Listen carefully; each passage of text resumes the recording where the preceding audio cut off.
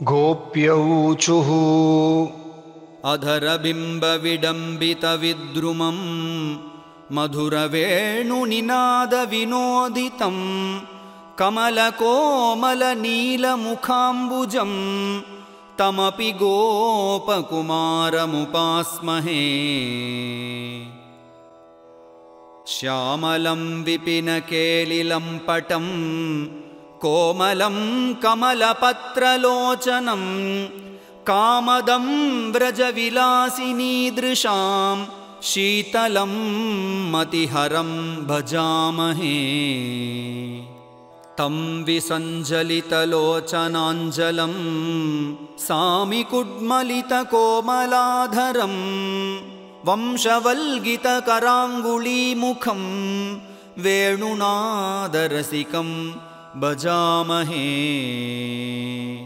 ईषदङ्कुरितदन्तकुण्डलं भूषणं भुवनमङ्गलश्रियं घोषसौरभमनोहरं हरेः वेषमेव मृगयामहे वयम्।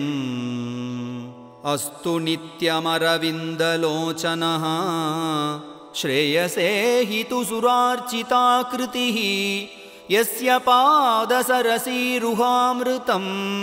सेव्यमानमनिशं मुनीश्वरैः।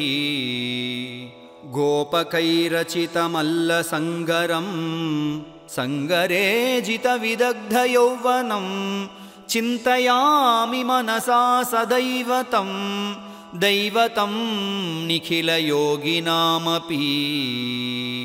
उल्लसन्नवपयोधमेव तं फुल्लतामरसलोचनाञ्जलं वल्लवीहृदय पश्यतो हरं पल्लवाधरम् उपास्महे वयम्। यद्धनञ्जयरथस्य मण्डनं खण्डनं तदपि सञ्चितैनसां जीवनं श्रुतिगिरां सदामलं श्यामलं मनसि मेस्तु तन्महः।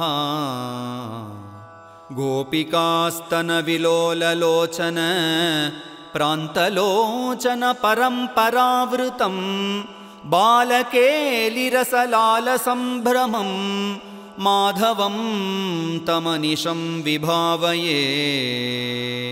नीलकण्ठकृतपिञ्चशेखरं नीलमेघतुलिताङ्गवैभवं नीलपङ्कजपलाशलोचनं नीलकुन्तलधरं भजामहे। घोषयोषिदनुगीतवैभवं कोमलस्वरितवेणुनिस्वनं सारभूतमभिरामसम्पदां धामतामरसलोचनं भजे। मोहनं मनसि शार्ङ्गिनं परं निर्गतं किल विहाय मानिनीः नारदादिमुनिभिश्च सेवितं नन्दगोपतनयं भजामहे। श्रीहरिस्तु रमणीभिरावृतो यस्तु वै जयति रासमण्डले राधया सह वने च दुःखिताः तं प्रियं हि मृगयामहे वयम्।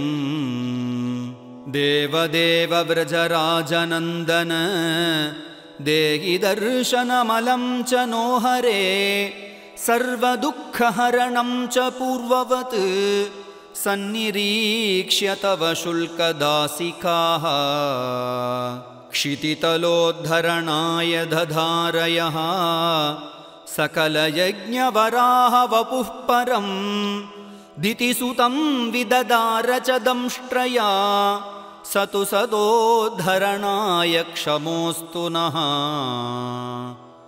मनुमताद्रुचिजोदिविजैः सह वसुदुदोगधरामपि यः पृथुः श्रुतिमपाधृतमत्स्य वपुः परं स शरणं किल नोऽस्त्वशुभक्षणे।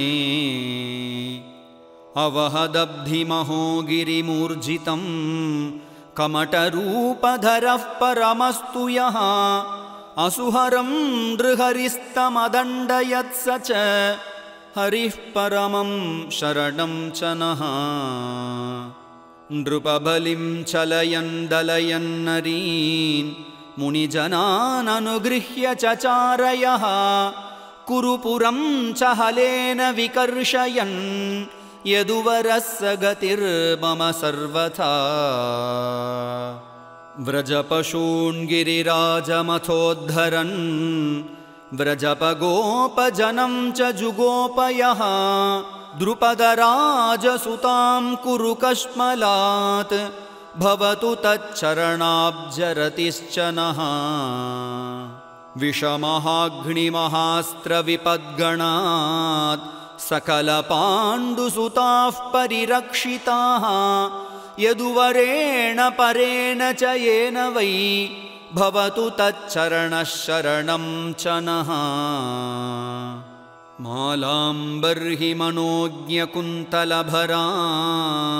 वन्यप्रसूनोषितां शैलेया गुरुक्लृप्तचित्रतिलकां शश्वन्मनोहारिणीं लीलावेणुरवामृतैकरसिकां लावण्यलक्ष्मीमयीं बालां बालतमालनीलवपुषं वन्दामहे देवताम्। गर्ग उवाच इति स्त्रीभिरुदन्तीभिः रेवतीरमणानुजः आविर्बभूव चाहूतः तासां मध्ये च भक्तितः। इति श्रीगर्गसंहितायां हयमेधखण्डे रासक्रीडायां 45 अध्यायः।